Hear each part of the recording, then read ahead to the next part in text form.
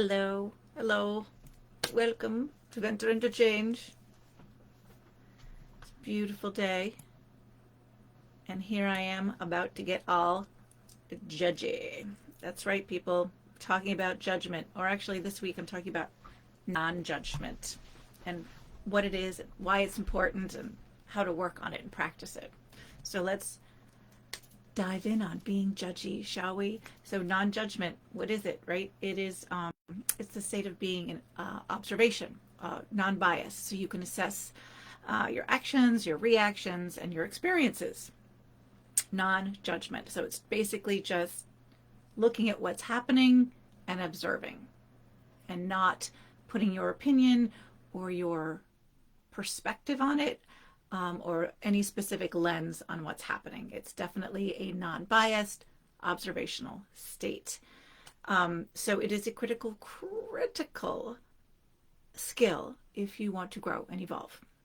Change in any sort. You have to master, or at least start practicing non-judgment. And I suppose practicing is a better word, because mastering it makes you feel like you're going to come to a point where you're doing it 100% of the time. And I think just being humans, that's not necessarily a place that we can sit in a place of perfection all the time. So practicing is a great word for what we need to do with non-judgment.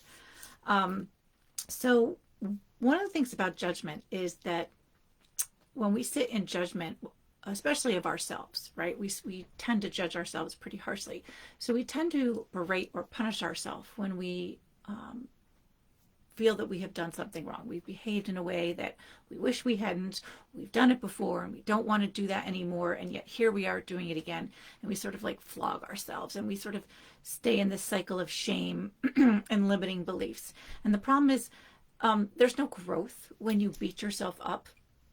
You promise yourself you're going to do better, but the negative messaging that you fed yourself ensures that you're basically not going to do better. You're just not, because it becomes a cycle. You get comfortable with that cycle, and because you know what to expect, you stay there. And so you try, you fail, berate, punish, try, fail, berate, punish, and you sort of stay in this cycle.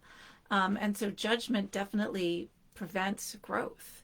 But practicing non-judgment, that state of observation, helps you identify where you do have patterns that need to be assessed, or where you are being judgmental in the moment, and allows you to course correct in the moment, which is, that's, to me, that's the ultimate in mastering this skill, is being able to see it when it's happening, stop it, and change it right then and there. And to me, that is masterful. That's perfection.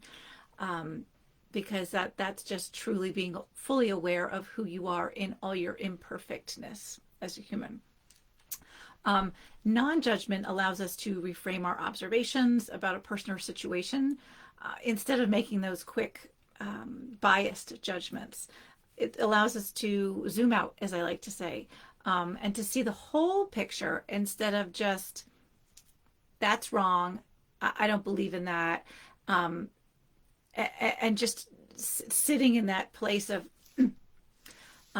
so practicing non-judgment allows you to sort of, like I said, zoom out and take in the whole picture of what's going on and go, okay, why is this happening? And why is that happening? And how can we react to make this turn out in the best possible way? Practicing non-judgment also helps us overcome our fear of judgment. So what I have discovered through my years of working as a stylist, personal stylist for people, dressing them, shopping for them, packing for them, one of the biggest things is they are like, well, I don't know if I should or could wear that. I'm not sure I should.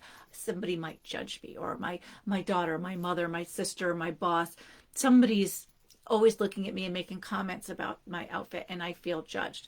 And fear of judgment can keep us from showing up as our true selves. But what the power of non-judgment, practicing non-judgment, is that when it does feel like we are being judged, we then get to zoom out, and we see that their judgment is speaking volumes about them, and it literally has nothing to do with us.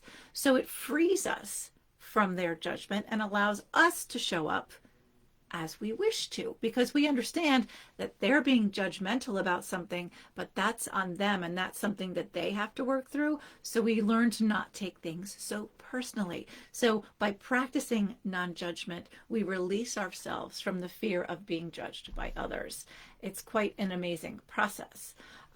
We get to, by mastering or practicing the non-judgment, we live with open-hearted objectivity, allowing us to access our intuition more clearly, because judgment is ruled by our ego, and ego overrides intuition. So if you are someone who's looking to really sort of start tapping into your intuition, you have to understand you got to keep your ego in check.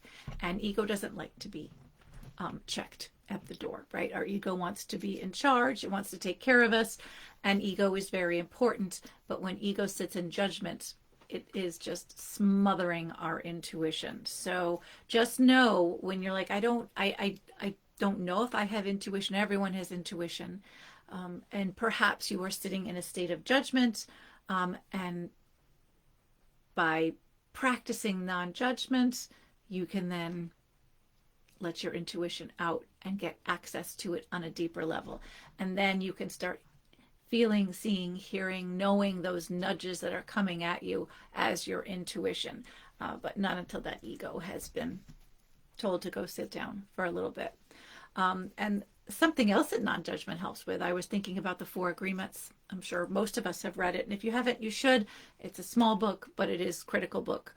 Every human should read it. I think they're even teaching it in schools, which is phenomenal. So it's by Don Miguel Ruiz.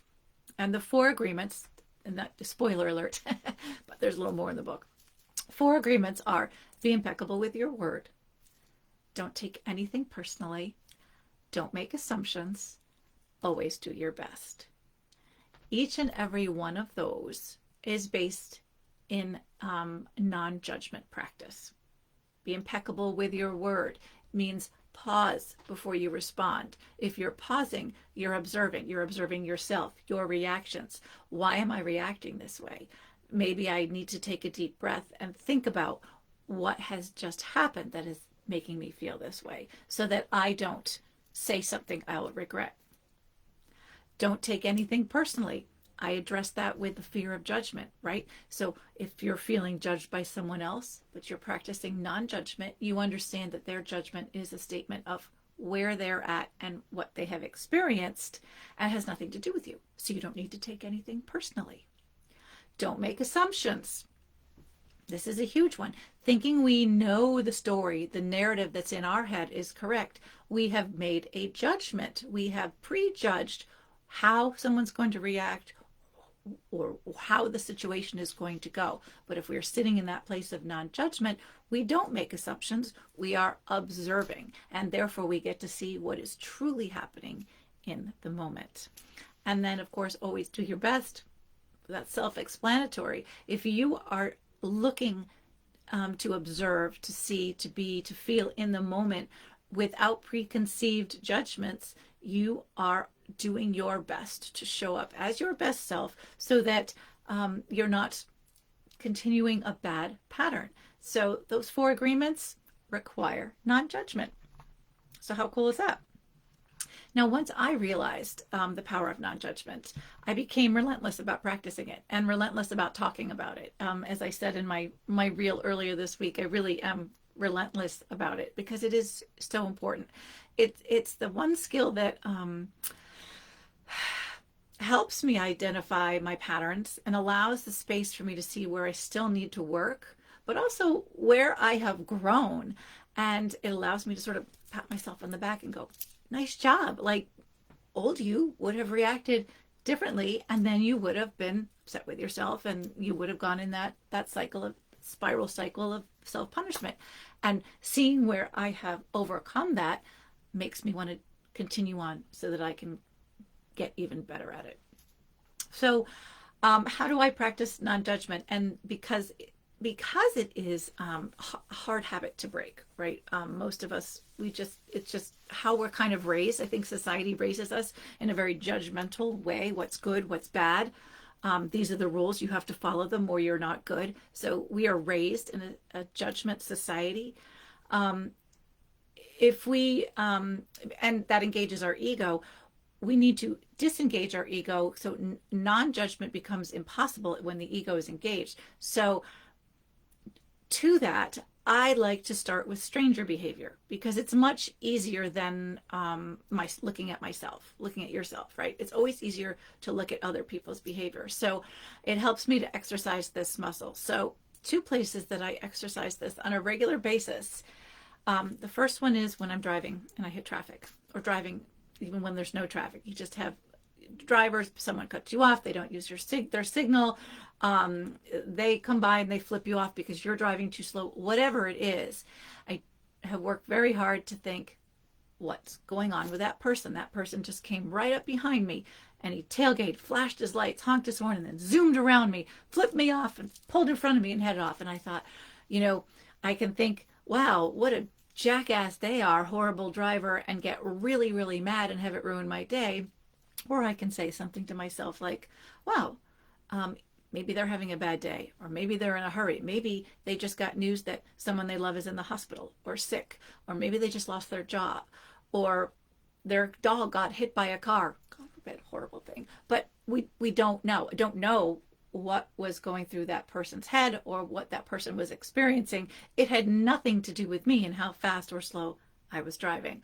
So I have found that it has kept me calmer while I'm driving and practice the skill. Another place I like to practice it is at the grocery store. The grocery store can be quite something. It depends on where you shop.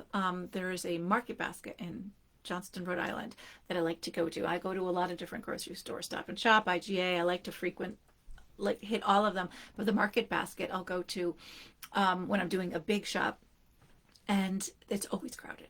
It's just always crowded. The prices are great, and Market Basket has a great reputation. It's a family store, so their employees, they treat their employees well, so I like to go there.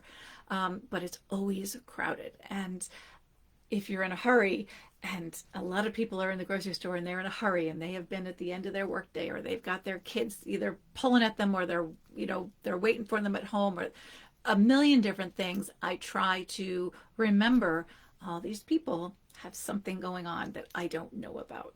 And so that person who was not paying attention, was rude, just had a not great interaction, I think, I don't know what's going on with them. I'm not going to judge them based on this one action.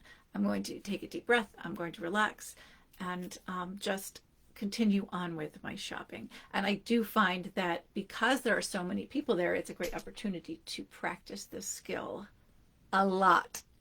And you find yourself getting, you sort of get riled up and then go, oh, what's going on? Okay, we don't know what's going on with them. Let's not. And I also find that helps me leave the grocery store or travel where I'm traveling and not end up a stressed out mess of a person that is just cranky and angry and just at my wit's end. So non-judgment gives grace to others, but it also gives grace to yourself and keeps you much calmer. So I can't say enough about non-judgment and practicing it. I have lots of other ways to practice non-judgment, but those are just a couple of examples that I would recommend you start with if you find yourself in a place that is always very triggering for you. Maybe that's work, maybe work at meetings, someone shows up and this person is always challenging and is always making things very difficult. Instead of feeding into that, try practicing your non-judgment. Don't know what's going on with that person personally. Maybe they have something horrible going on that you just don't know about. And it can allow you to say, okay, this isn't about me, and maybe I can be a better person and see how I can show up differently instead of playing into this negativity. And so I'm just going to keep it short and sweet this week and have you become very judgy about your judgmentalism because you are judgmental. We all are. So I want you to try to practice being non-judgmental, or at the very least, identify when you are being judgmental. And just by doing that, just by identifying when you're being judgmental, you will then start to become slightly less judgmental and head towards practicing and mastering your non-judgmental skills so that you can thrive and evolve as a human. So I'd love to hear your comments. Maybe you have some skill or some way you practice non-judgment, or some sort of tip or anything you'd like to share with the group, because I love to hear all the different tools that everyone else is using. So let us know in the comments. Let me know if you're watching this on replay. Also love to see who sees it. And that is all I have to say in a very judgy, non-judgmental way. Have a great day.